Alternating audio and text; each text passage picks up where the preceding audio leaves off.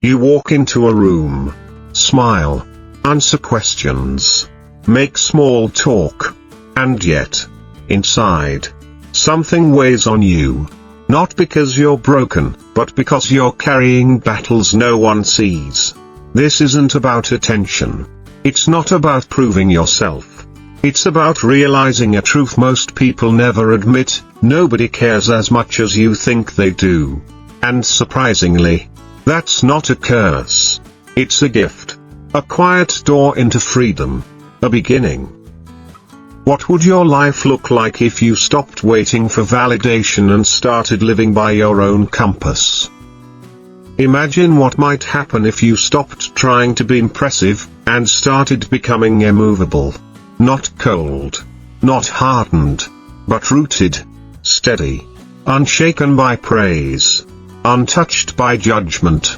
While most spend their lives reacting, chasing approval, avoiding discomfort, explaining every move, there exists a deeper path.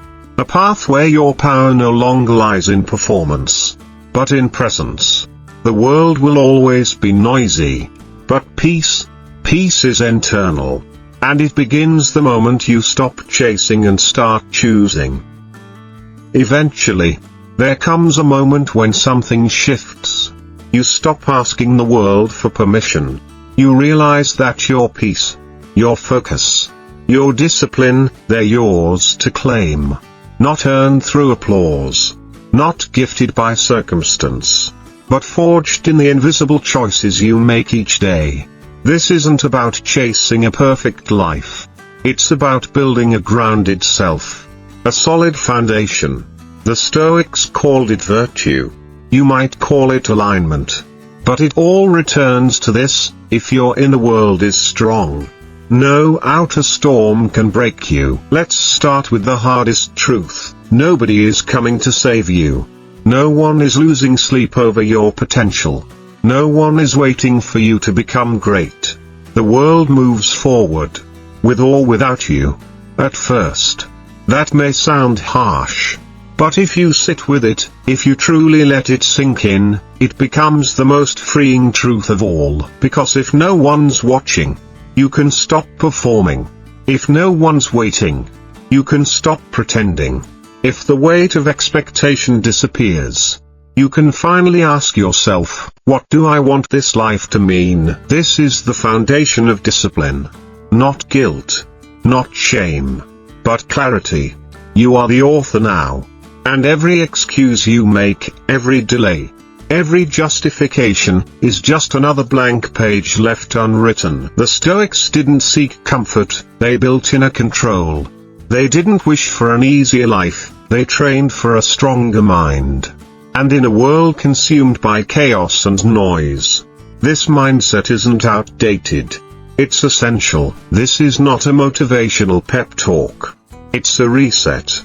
A guide back to your core. To reclaim the pieces of yourself you've given away, to fear, to distraction, to the gaze of others. The 12 Stoic lessons ahead aren't dusty ideas from ancient men in robes. They are blueprints, sharp, relevant, and more urgent than ever.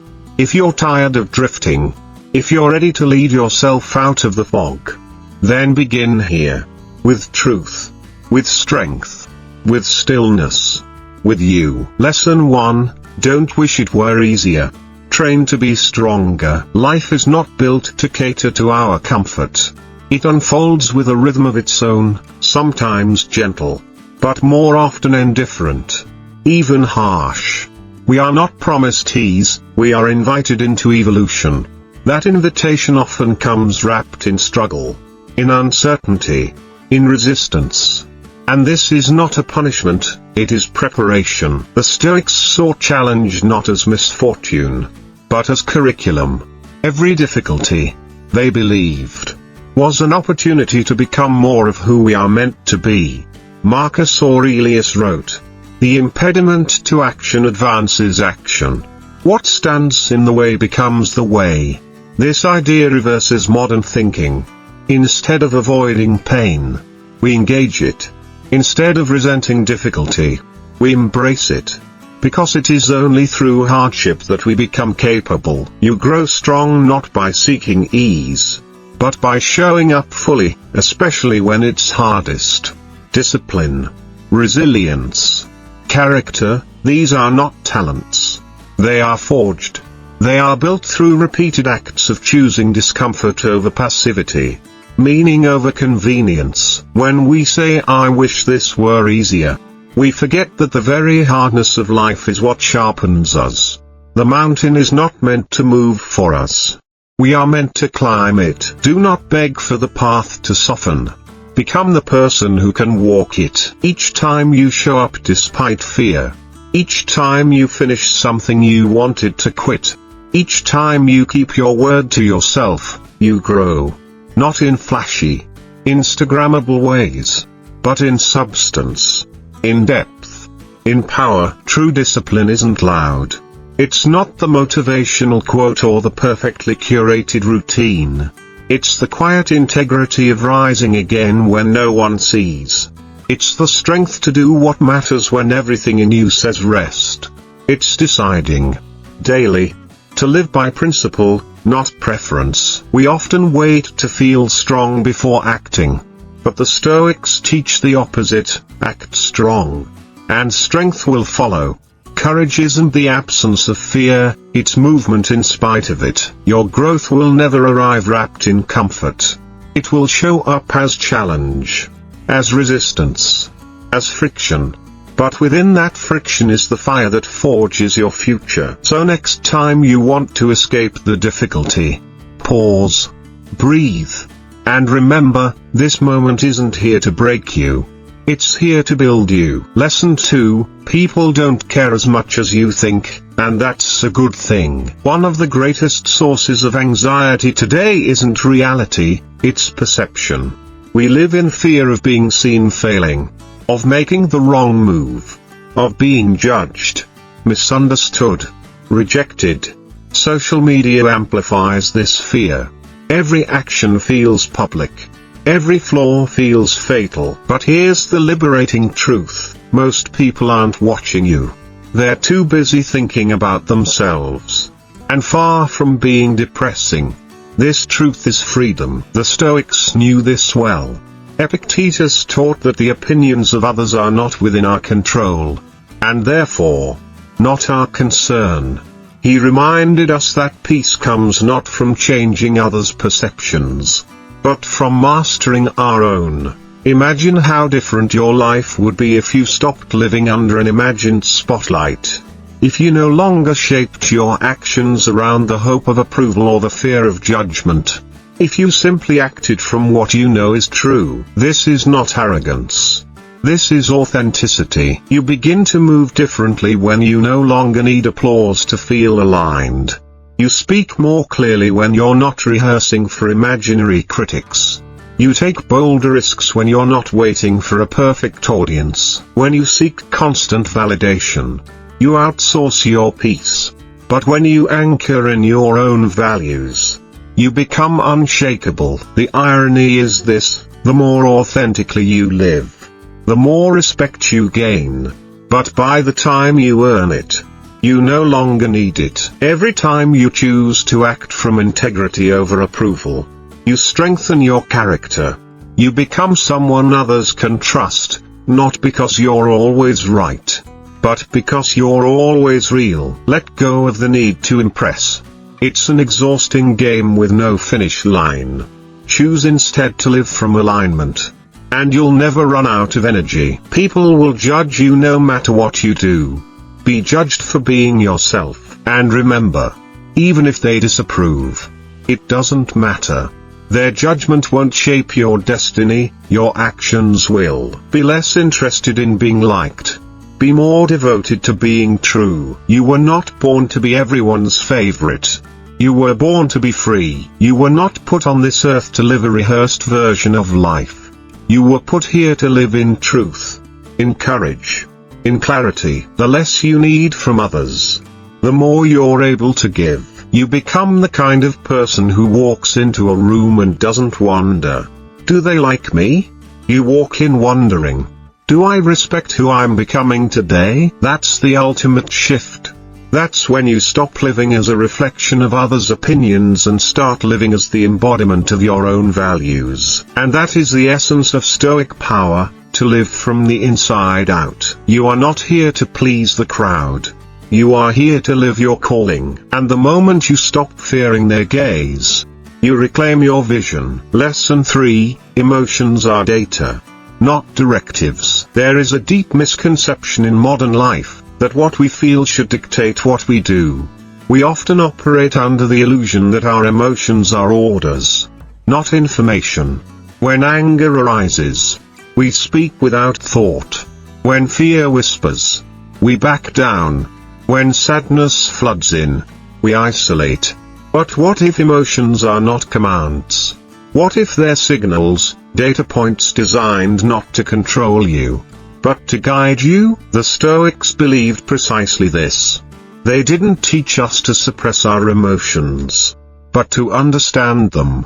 They knew emotions arise from our judgments, not the events themselves. Epictetus famously said, "It's not things that upset us, but our opinions about them." That means if we change the lens through which we view the world, our emotional landscape can shift as well. This is revolutionary because it gives us agency. You don't have to be at the mercy of emotional storms.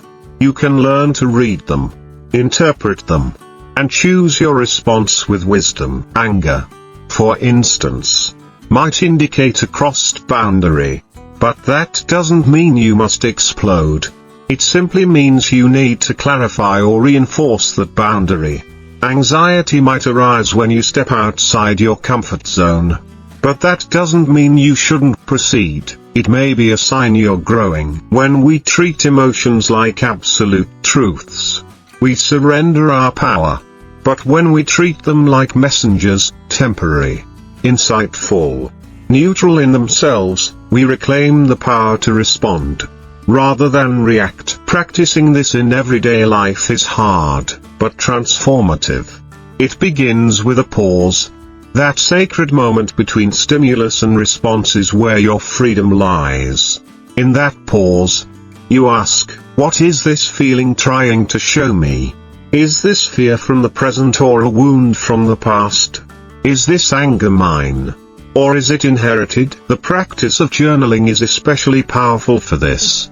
Marcus Aurelius wrote to himself each day, unpacking frustrations, fears, and impulses, not to silence them, but to understand them. Writing gives your emotions space to breathe and context to be reframed. You begin to notice patterns, false beliefs, unhelpful narratives. The truth is, emotional maturity doesn't mean you stop feeling. It means you stop obeying every emotional impulse. You become the calm in the storm, the observer in the chaos, the author of your own response. Modern culture often confuses emotional expression with authenticity. I'm just being real, we say after saying something cruel or impulsive. But the Stoics invite us to a higher standard. Realness isn't reacting blindly, it's responding with integrity. It's being true to your principles even when your emotions pull you elsewhere. So next time you feel flooded, remind yourself, emotions are like waves. They rise, crest, and fall. Let them pass through. Don't build your life on a momentary surge. You are not your fear. You are not your rage. You are not your guilt. You are the one who notices, who reflects, and who decides. This is the power of emotional sovereignty. This is how Stoicism teaches us not to suppress the storm, but to navigate through it with skill and purpose. Lesson 4, clarity is found in stillness, not in speed. We live in a time that equates movement with meaning.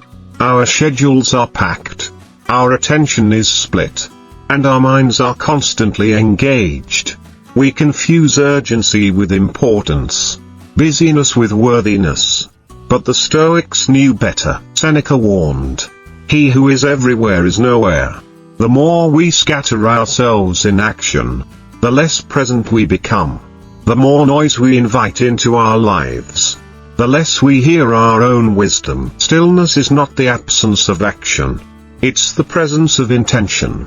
It's a state where your mind is steady, your heart is undisturbed, and your choices flow from clarity rather than chaos. When you're always rushing, you don't reflect. You don't ask yourself, is this where I'm meant to be going? You just keep moving, until you wake up one day and realize you've climbed a ladder leaning against the wrong wall. Stillness is how you correct your course. It's how you reclaim your time, your mind, and your soul. Think about the most important decisions in your life: the career pivot, the relationship shift, the boundary drawn. Did they come when you were overwhelmed with noise? Or did they arise from quiet reflection? From a still moment when your inner voice spoke louder than the world? Marcus Aurelius, in the chaos of ruling an empire, carved time to write, to think, to reconnect with what mattered. He understood that without inner stillness, outer responsibility becomes unbearable. Stillness allows you to become aware of your distractions. You realize that scrolling isn't relaxing, it's numbing. That multitasking doesn't make you productive, it makes you fragmented. That saying yes to everything is often a failure to say yes to what truly matters. In stillness, you can hear your intuition again. You can ask questions that shape your direction. What am I avoiding by staying busy? Who am I trying to impress? What matters now, not someday? Stillness is how you transition from surviving to creating. It's the shift from autopilot to awareness. And it's a skill, a discipline, you must practice. Especially in a world addicted to speed. Try this: before you open your phone each morning, take 5 minutes to breathe. Place your hand on your chest. Ask yourself, how do I feel? Then ask, what do I need? It sounds simple, but it reconnects you with your inner compass. Speed isn't always wrong, but it must be chosen, not defaulted. Direction matters more than pace. Depth matters more than volume. Your stillness is not a sign of passivity, it is a sign of power. In stillness, you see clearly. In clarity, you act decisively. And in decisive action rooted in reflection, you create a life aligned with your deepest truth. Don't let the world's noise drown out your wisdom. Turn down the volume. Tune into your soul. In that sacred quiet, your purpose will reveal itself, not as a shout, but as a whisper. And when it does, you'll know what to do. That is the power of stillness. That is the strength of Stoicism. That is how clarity leads. Lesson 5, you are not your thoughts, you are the thinker. Most people live their entire lives at the mercy of their minds. One negative thought derails their day. One fearful prediction shuts down a dream. One harsh memory haunts them for years. But the Stoics taught a simple truth that changes everything. You are not your thoughts. You are the thinker. Your mind is a storyteller. Every day, it spins narratives about what will happen, what others think, and what you deserve. But not all stories are true. Some are inherited beliefs, formed in childhood. Others are echoes of fear, failure, or shame. The key isn't to believe every thought, it's to question them. Epictetus said, "It's not what happens to you, but how you react to it that matters." That reaction is determined by your interpretation. And your interpretation begins in the mind. You don't have to silence your thoughts. You only have to choose which ones to feed. The Stoics practiced this through constant reflection. Marcus Aurelius wrote daily to examine his thoughts and clarify his beliefs. He wasn't trying to control the world. He was trying to understand his mind. In our age of constant input, where thousands of thoughts are triggered by social media, emails, texts, and advertising, The ability to pause and observe is a superpower. Meditation, journaling, walking in silence, these are not luxuries. They are survival tools. Imagine sitting beside a river, watching your thoughts float by like leaves on the current. Some are dark. Some are bright. Some are meaningless. Your job is not to jump into the water after every leaf. Your job is to watch, to witness, to stay anchored on the bank. Thoughts can't hurt you unless you attach to them. Fear becomes suffering when you believe it. Jealousy becomes torment when you nurture it. Regret becomes prison when you rehearse it. When you reclaim your role as the thinker, you stop reacting to everything your mind produces. You start choosing. And in that choice is freedom. Every time a thought arises, ask, is this thought helpful? Is this thought based on truth or fear? Does this thought bring me closer to the person I want to be? If not, let it pass. Release it without judgment. You are not the voice in your head. You are the awareness that hears it. The difference between living unconsciously and living wisely is this: unconscious people believe their thoughts are facts. Wise people treat thoughts as hypotheses to test. Your thoughts will come and go.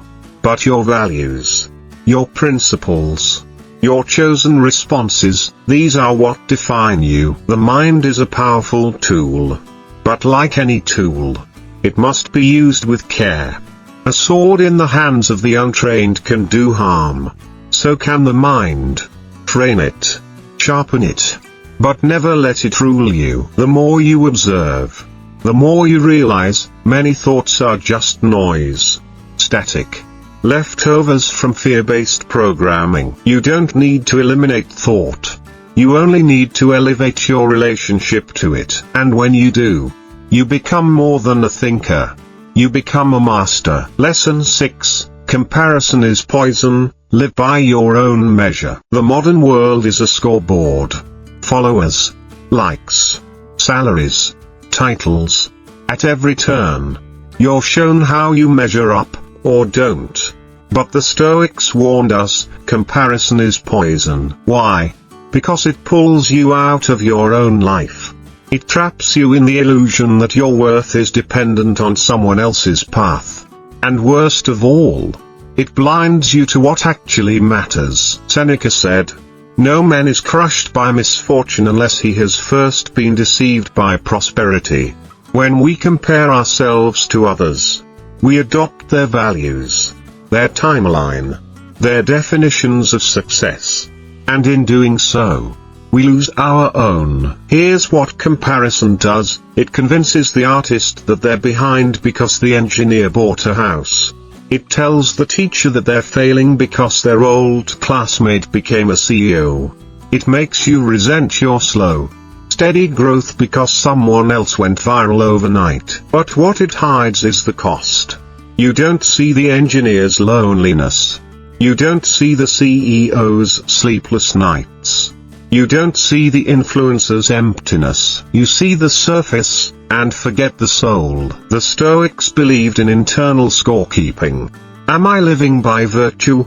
They asked.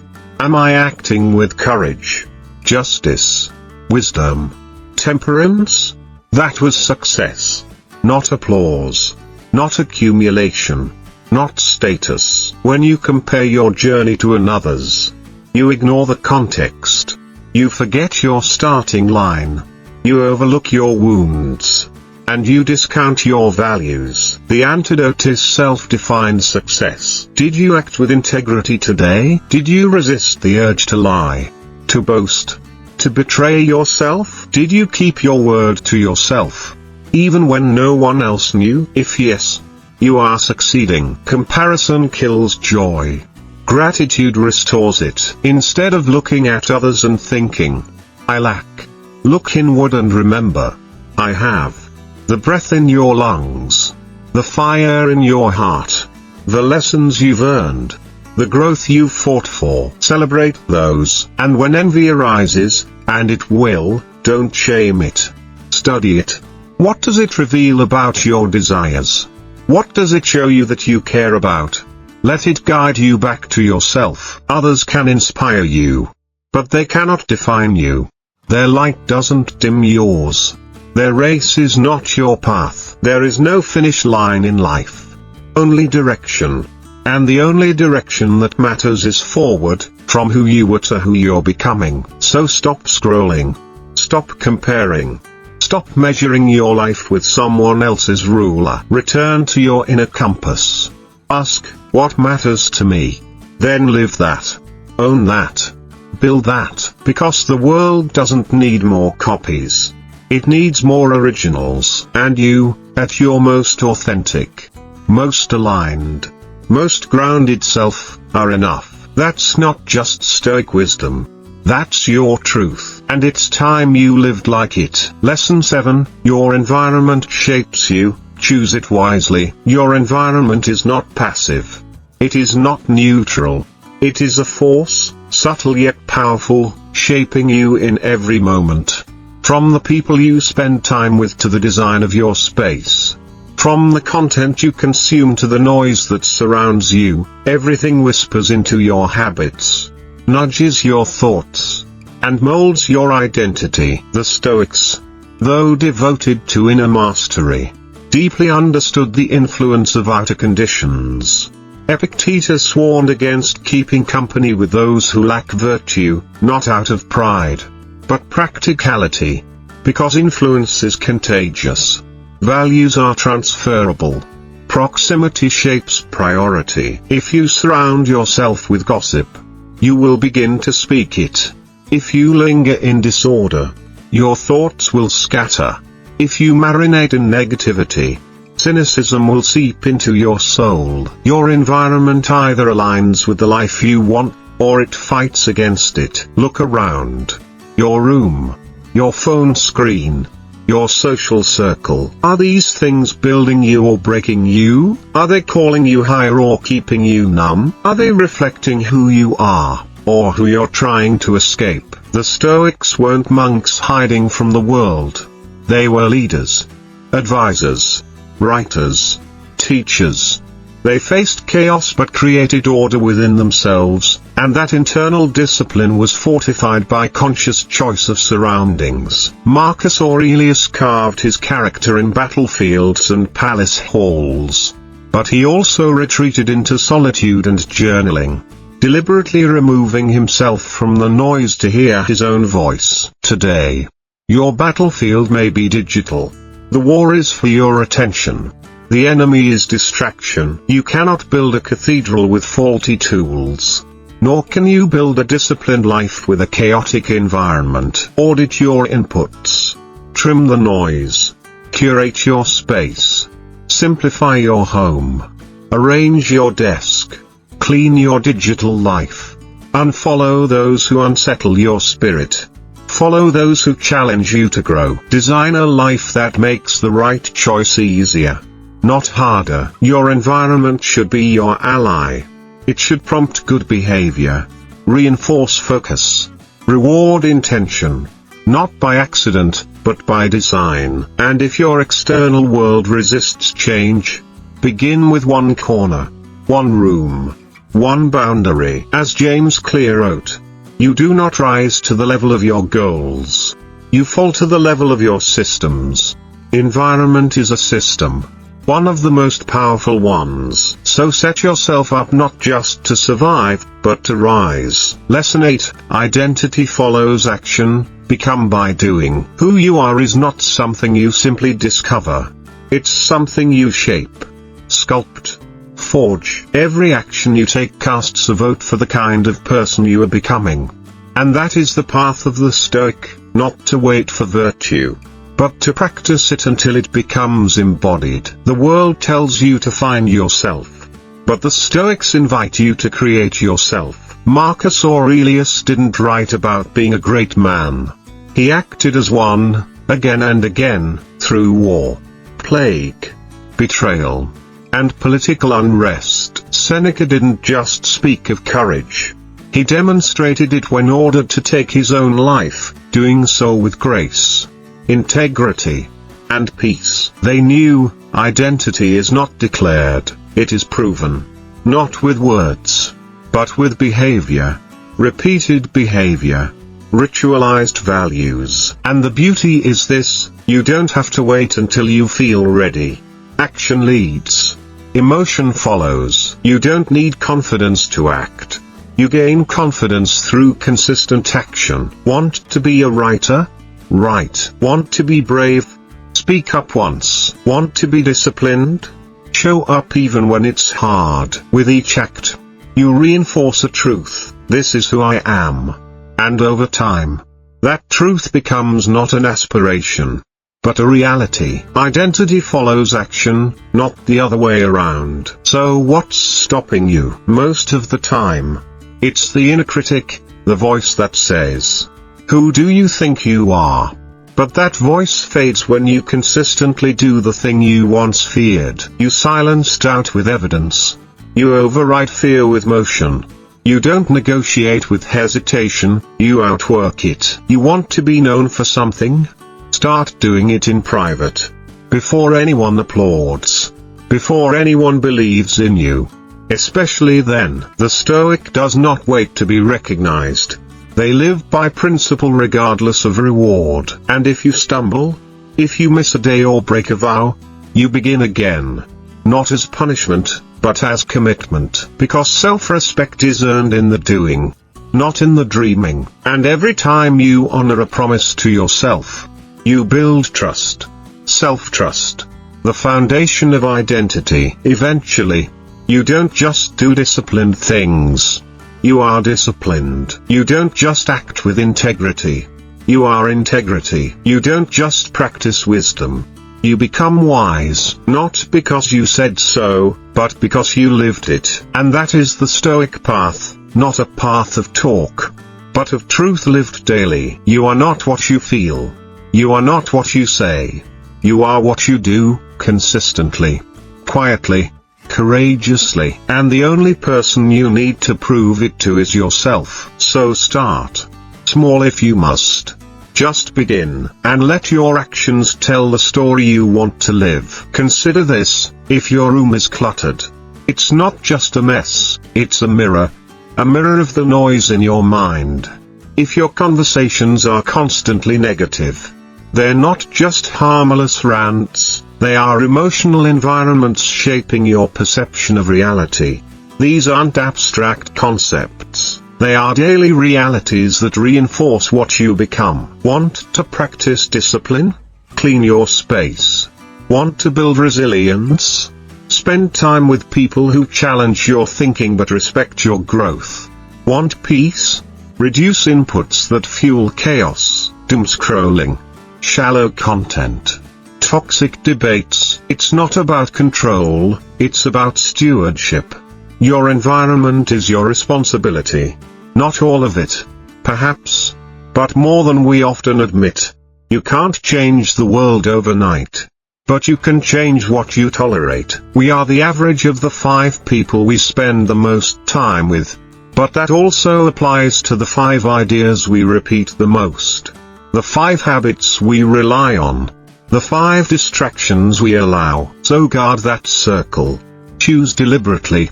Not out of arrogance, but out of clarity. If you want to evolve, your ecosystem must too. As for identity and action, think about this: the person you envy is not some abstract ideal, they're a reflection of your unlived potential.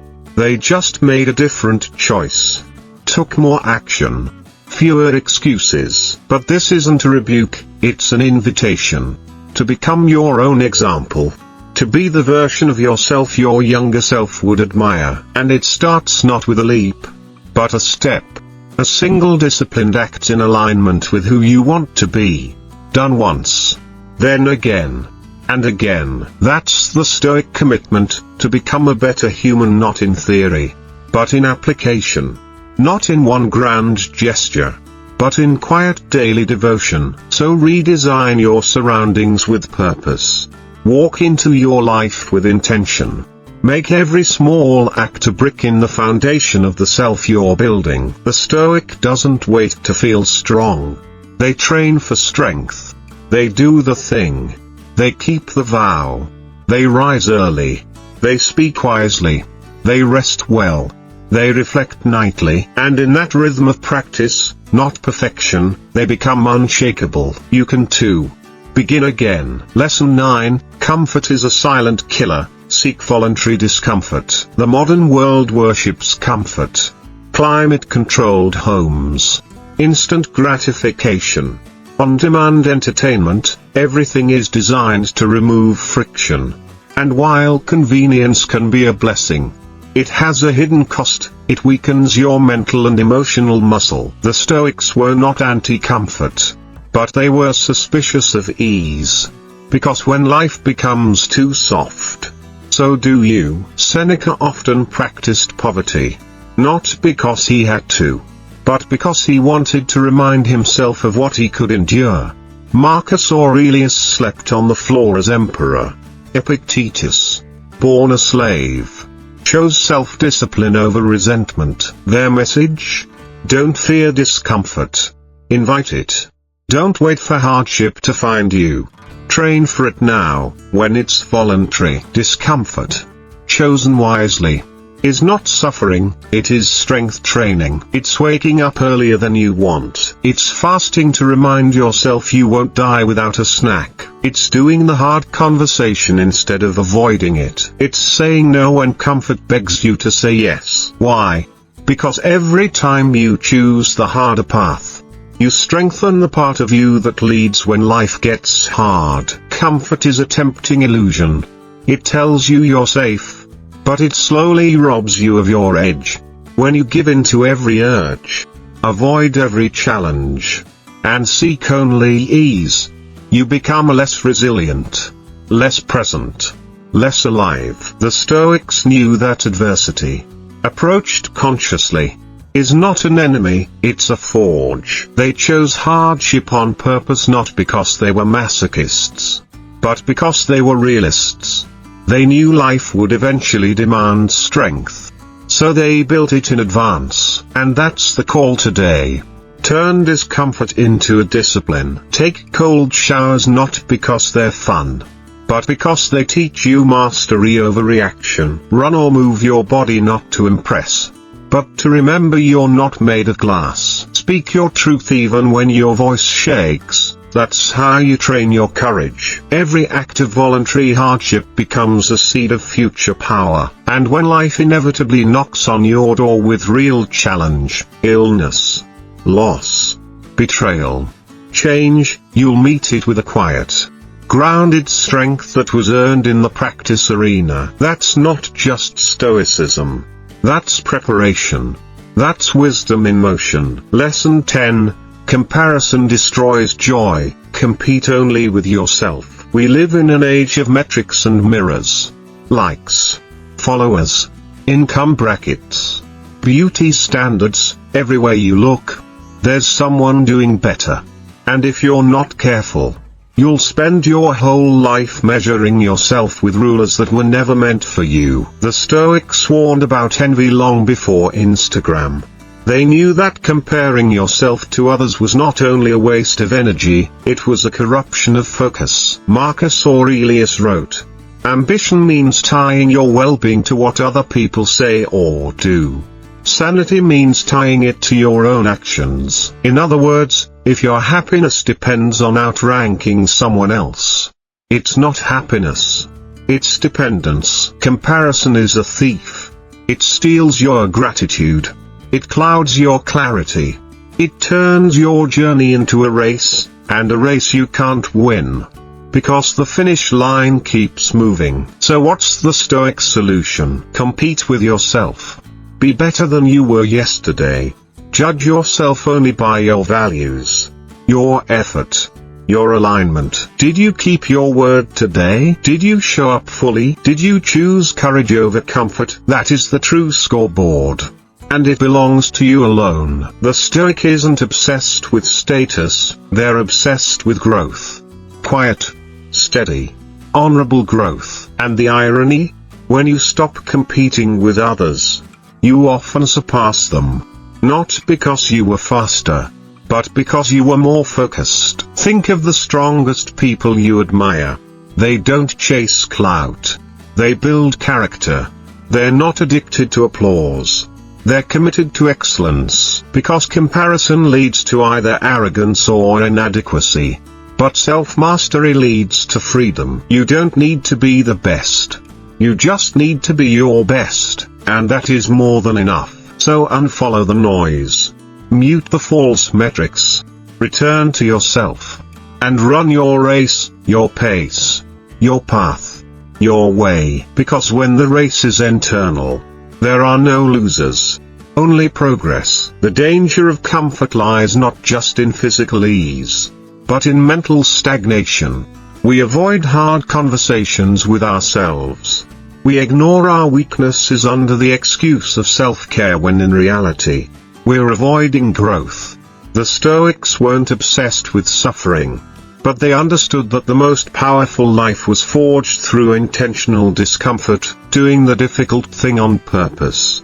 Not because you're forced to, but because it builds the internal architecture of your character. Look at modern high performers. The Olympic athlete who trains before sunrise. The entrepreneur who works while others rest. The parent who chooses patience over yelling.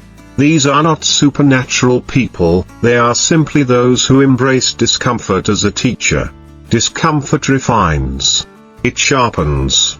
It tells you who you really are when no one is watching. Seneca said, "Set aside a certain number of days, during which you shall be content with the scantiest and cheapest fare, with coarse and rough dress, saying to yourself, is this the condition that I feared?" He wasn't suggesting poverty as virtue, he was destroying the illusion that your well-being depends on luxury. That's the heart of Stoicism: control what you can. Detach from what you cannot. Now shift to the modern plague of comparison. We live in an attention economy, and comparison is its currency.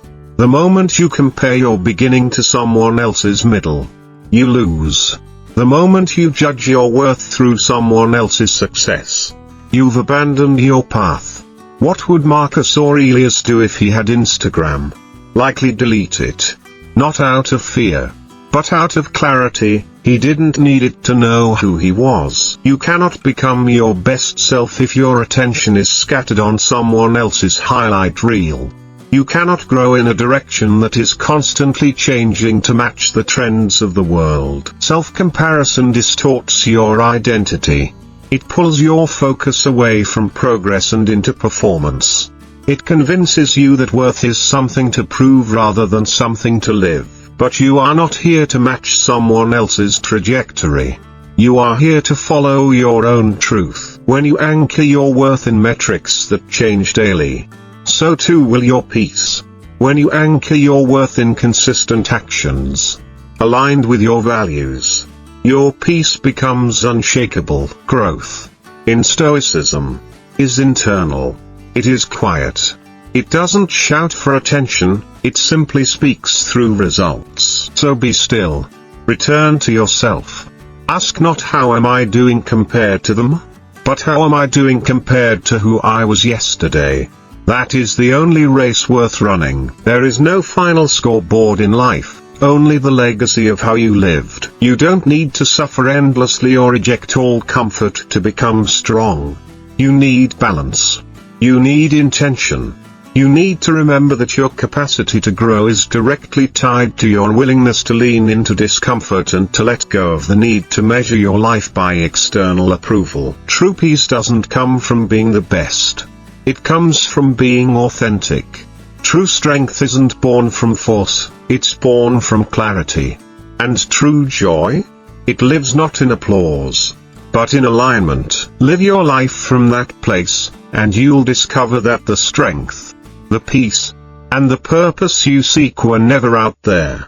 They were always waiting inside you, beneath the noise of comparison and the weight of comfort. Choose discomfort when it makes you grow. Reject comparison when it makes you shrink. And walk forward, not to impress others, but to meet yourself. That is Stoicism in action. You are the measure. You are the path. You are the standard. Begin now. Lesson 11. Your reaction is your responsibility. Life doesn't always go as planned. People will hurt you. Things will break. Goals will fall apart. And sometimes, you'll feel like everything is out of control. But here's what the Stoics knew, and what we must remember. While you don't control the world, you absolutely control your response to it. Epictetus said, "It's not what happens to you, but how you react to it that matters." This isn't a cliché.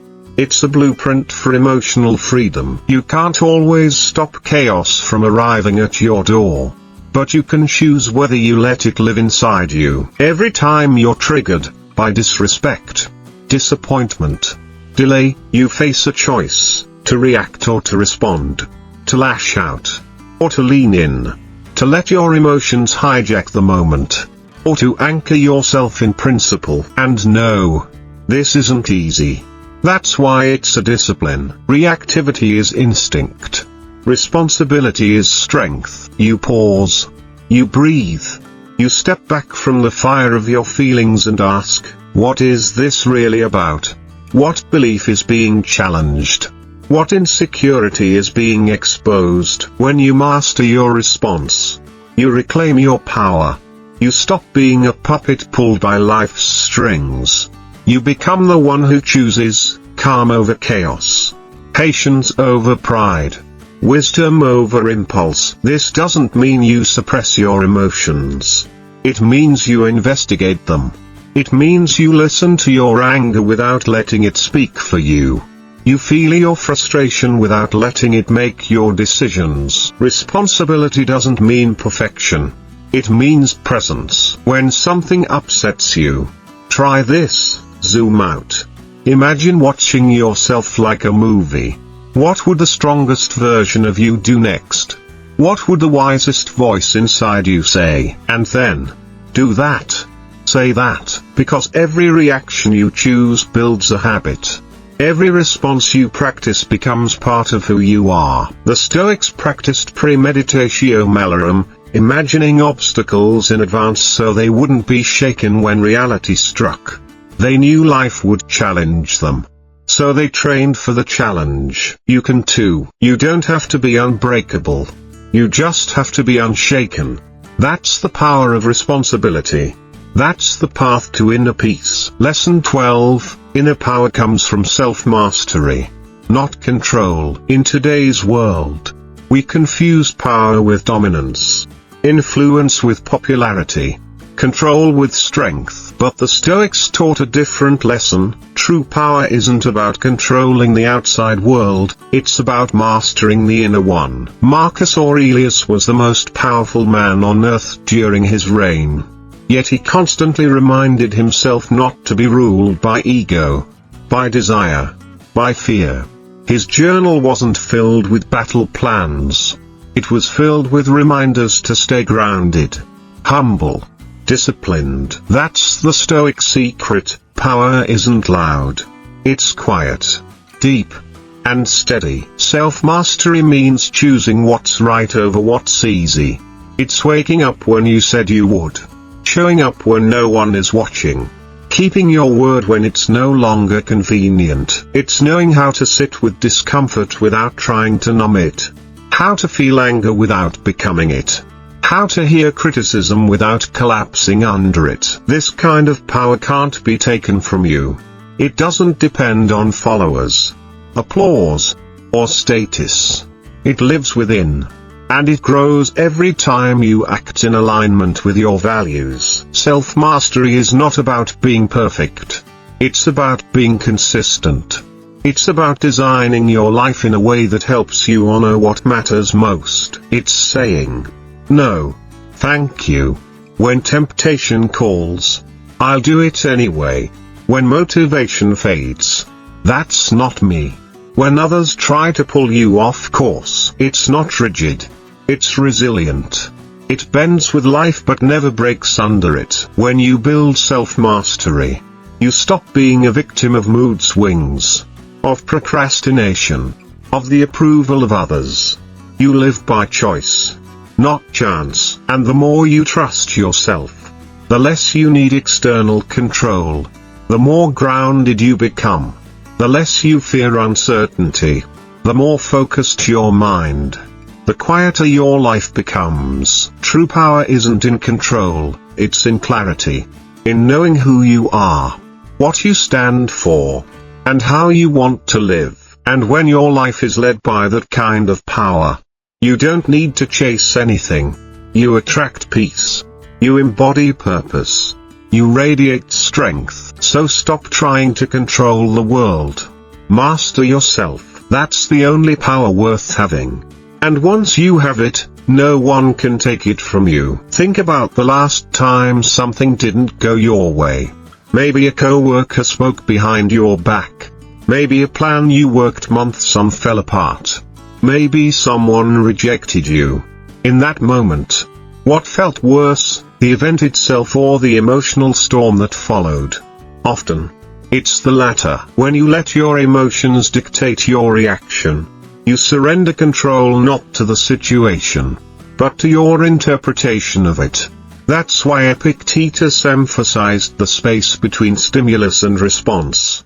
That space, however small, is sacred.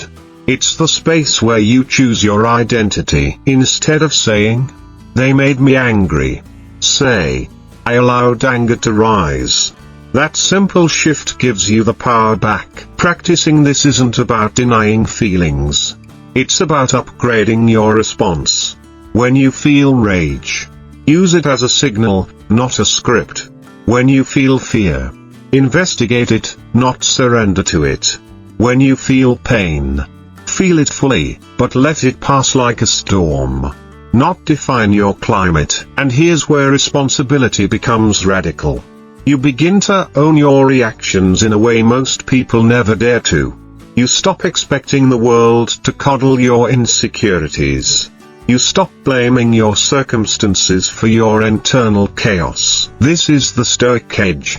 It's not that nothing shakes you. It's that you recover faster. You think clearer. You lead from calm, not chaos. Now imagine carrying that power into every room you walk into. Meetings, relationships, crises.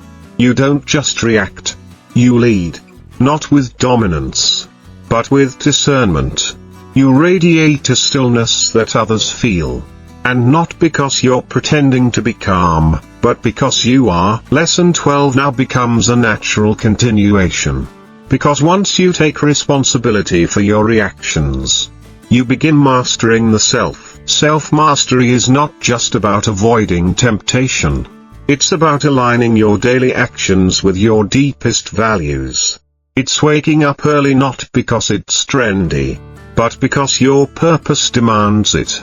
It's eating with intention, speaking with precision, spending with mindfulness. It's the decision to pause before gossiping, to write when you want to scroll, to apologize when pride screams no, to breathe instead of break. True mastery is tested when no one is watching. When it's 5 a.m. and your alarm rings. When the work is boring. When motivation is dead. When no one claps. That's when discipline isn't performance, it's identity. And over time, as you keep showing up, something shifts. You no longer need willpower to do what's right. It becomes who you are. That's the magic of self-mastery. It turns effort into instinct. You start trusting yourself more. Not because you're perfect, but because you're consistent. You begin to make peace with uncertainty, not because you control everything, but because you've built someone who can handle anything. In a world addicted to control, schedules, followers, perfection, self-mastery offers a more sustainable path. It says, I don't need the world to change for me to be at peace. I've changed me. And from that grounded place, you create ripple effects. You inspire. Not with noise, but with presence. You don't react, you respond. You don't force, you influence. You don't impress, you empower. That's Stoicism at its highest level. Not cold, not rigid, but warm, wise, and deeply human. Let this be your new definition of power, not who controls the most, but who controls themselves when it matters most. And let your life be the proof. You don't need to become someone else. You just need to become fully you, now. Go practice. At the end of it all, the world may remain loud, chaotic, and unpredictable. People will disappoint. Plans will fail. Storms will come. You will be misunderstood. You will fall short. You will be afraid. But here's what you must remember: that does not make you powerless. In fact, it makes you human. And in that humanity lies a sacred opportunity, the chance to rise not by force, but by wisdom. Not by control, but by choice. The Stoics never promised comfort. They never promised ease. What they offered was something infinitely greater, the ability to meet life as it is, and still walk with purpose, peace, and quiet strength. You do not need the world to soften to live a meaningful life. You need clarity. You need discipline. You need the courage to show up, again and again. Not because life is easy, but because you have become steady within it. Every lesson you've read is not a demand, it's a doorway. Each one invites you to a deeper kind of freedom. A freedom that cannot be bought, borrowed, or broken. A freedom born not from the absence of struggle, but from the presence of self-mastery. Because when the noise of the world fades, and you are left with yourself, your thoughts, your choices, your truth, what will matter is not how perfectly you performed, but how deeply you lived, how well you aligned, how much you remembered that you are not here to please, to chase, to prove, but to live, to honor, to grow. Your emotions do not control you. Your past does not define you. And the judgments of others are not your compass. You are not broken. You are becoming. So breathe. Return. Begin again. And again. That's all it ever takes. The world may never hand you peace, but you can become it. The storms may not end, but you can learn to walk through them, head high, heart open, soul anchored. This is not the end of the journey. It is the beginning of a new way to walk it. Now go live like it, with grace, with strength, with intention.